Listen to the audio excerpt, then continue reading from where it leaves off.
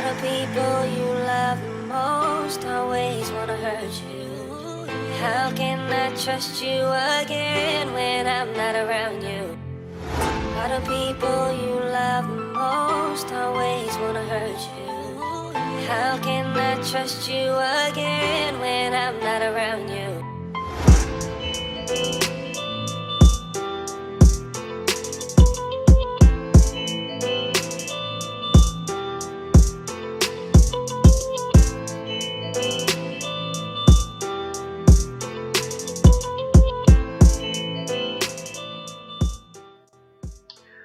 I gave birth to a healthy baby boy, 10 pounds, 2 ounces, October 21st, 1997. It was the second hardest thing I've done. The only thing I regret is not having my girl Sophia by my side. I know she could have made the experience 100 times more easy. However, the first hardest thing I've done was walk away from Chicago and lying. Why did mama not tell me that pain could be like that? After what I like to call the incident that happened at the gym, I lay in Sophia's bed and mourned for all of 2 weeks. And my sister, Father Yah, thank you for my sister.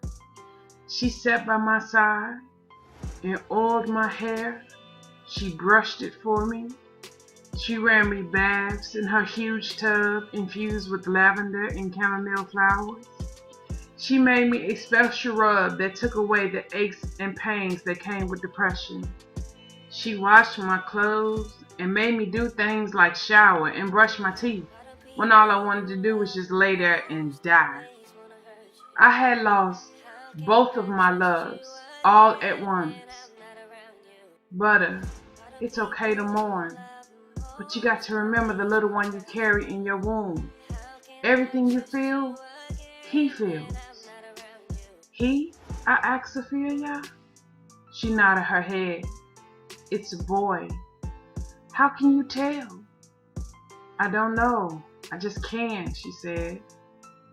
It was a boy, and my grief was hurting him. My precious baby, the only love that I have left. I dried my tears that day, and I got up and got in the shower without Sophia's coaching. I got dressed, and then I sat on her bed and wondered, what will I do next? Where will I go? What was my next step? See, I wasn't just making decisions for myself. I had a little baby that depended on me now. I sat there for the whole day thinking, and for the most part, Sophia let me be. She came in the room to bring me breakfast and then lunch. At dinner time, she came in with a tray. How is it going? She asked. It's going good. I'm just trying to decide, should I go back to the Jets, to my apartment, or should I just start over somewhere else? She turned off the room light and walked over to the window. Come here, let me show you something. I got up and I walked to the window. Sophia and her parents stayed in one of those real nice subdivisions. All the houses here were mansions and set on a few acres.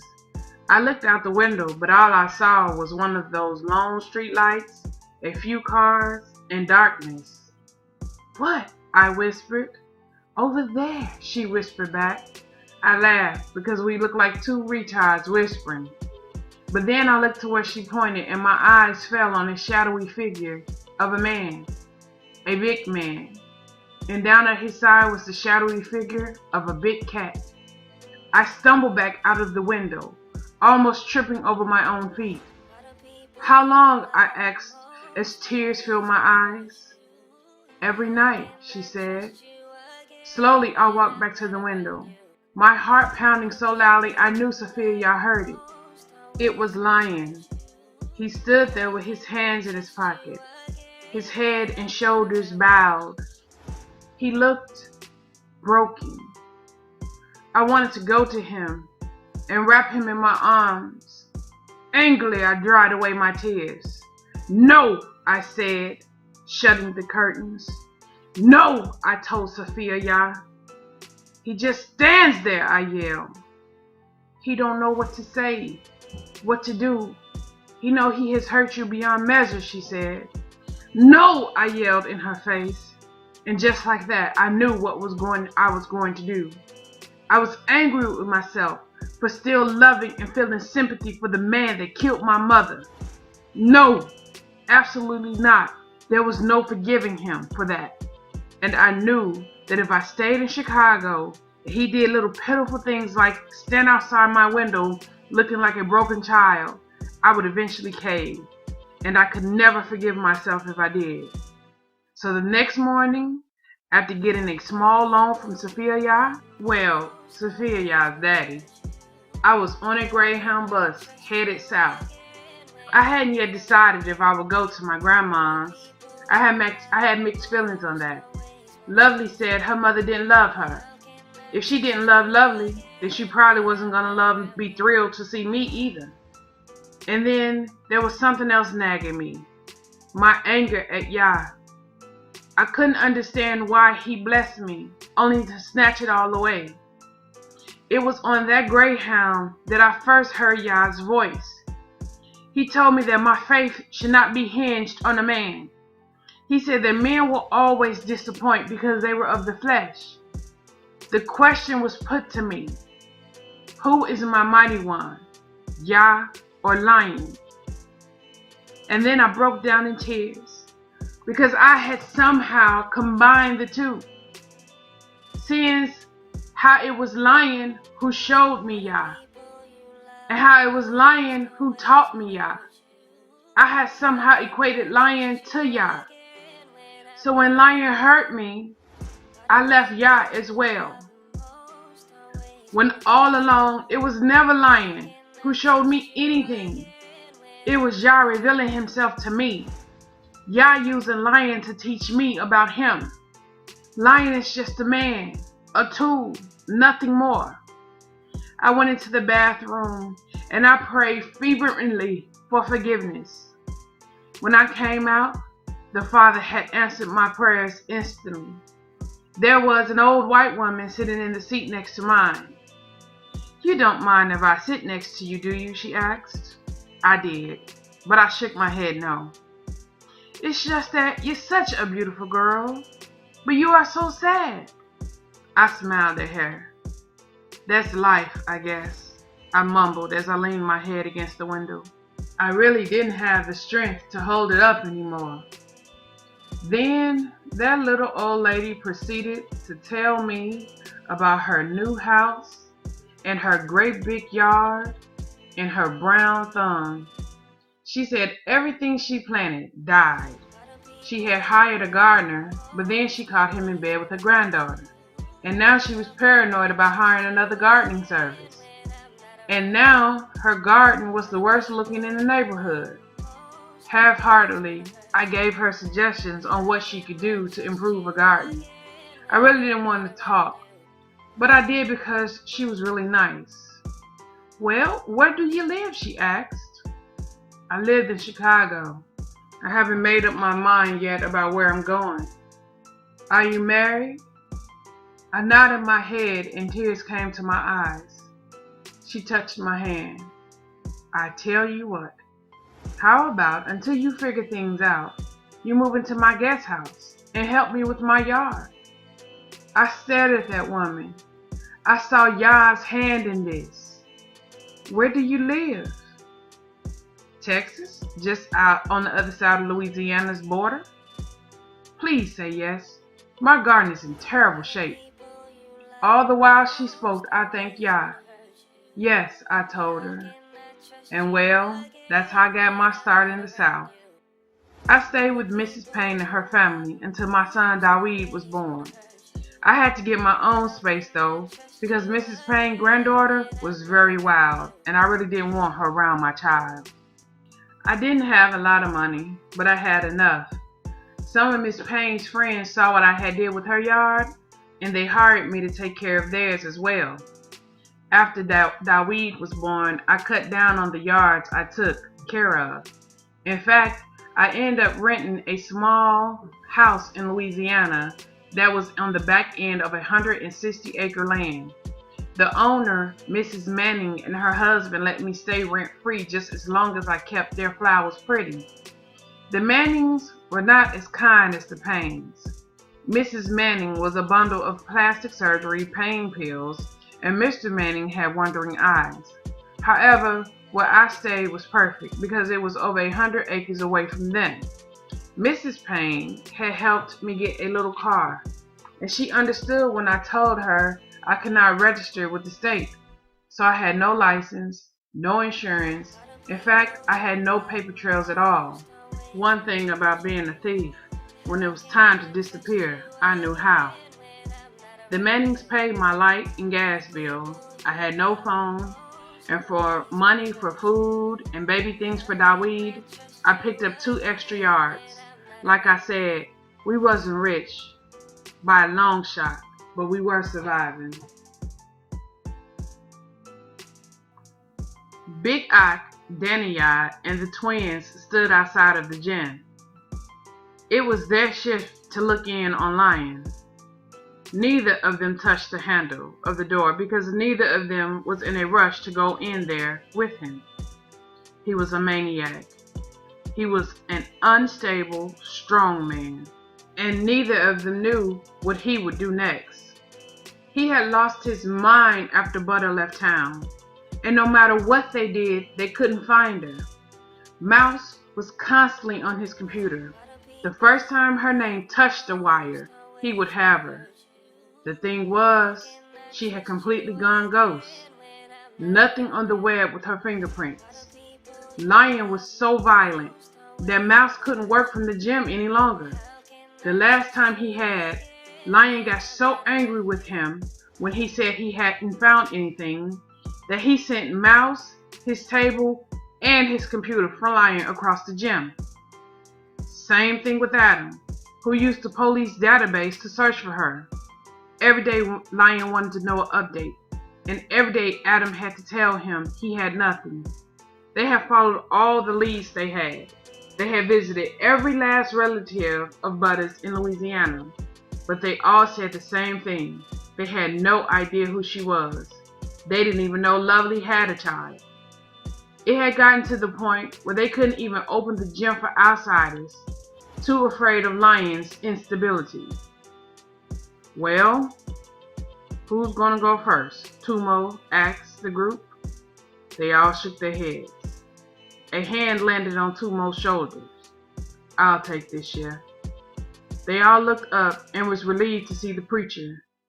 Oh, Ak, where you been? This dude done lost his mind. You know, he ain't even eating, Big Ak said to the preacher. He nodded. Let me talk to him. Without hesitation, he threw open the gym door and went inside. The 4 men outside braced themselves to hear a crash or something. When nothing but silence followed, they left to continue their search for their ox woman. Preacher walked into the dark gym.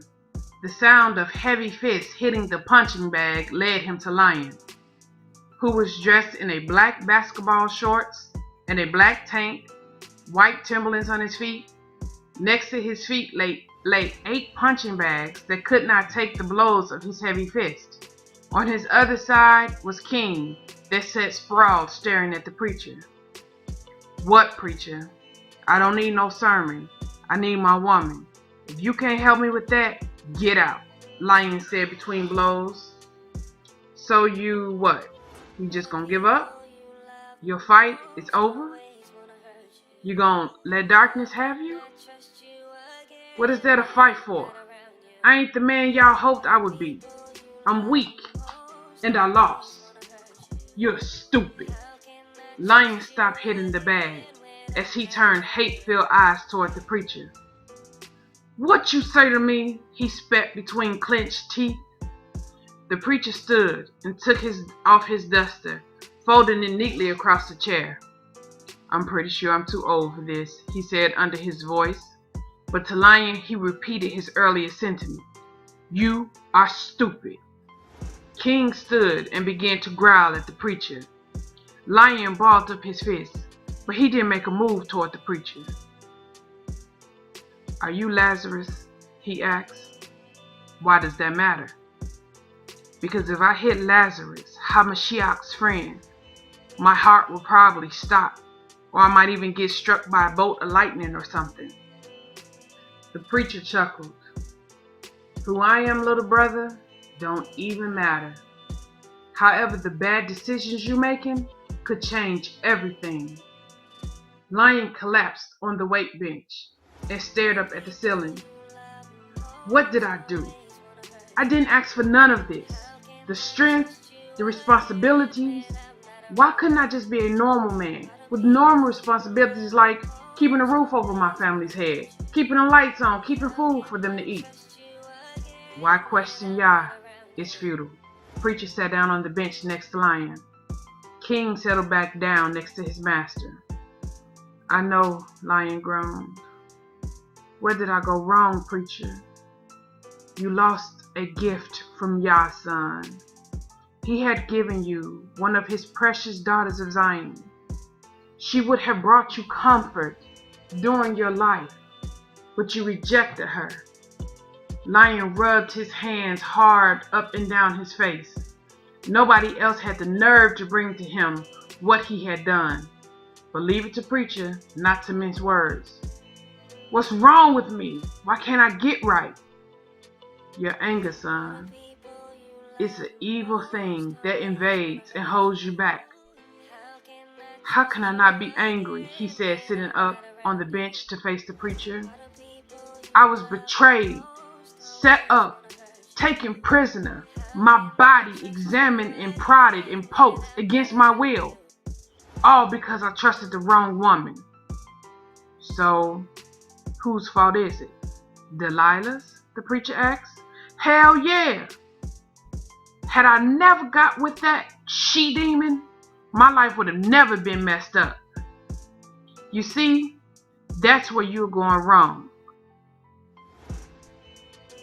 Delilah is not why you fail. Son, your mercy had run out. Plain and simple. It happens every day to all of man. Yah was not letting your sins pass any longer. Son, you had to pay for your sins. Delilah was just a tool.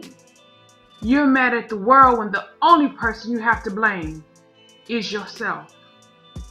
And with that, in true preacher fashion, he got up and put his coat back on and turned and headed for the door. Once there, he turned back to look at Lion. "Until you come to terms with your reality, Yah will not reveal the whereabouts of your wife and son." Lion quickly stood up off the bench. "Son? Preacher, what son?" But the man never stopped. He just threw open the door, leaving Lion to fight his toughest component, himself.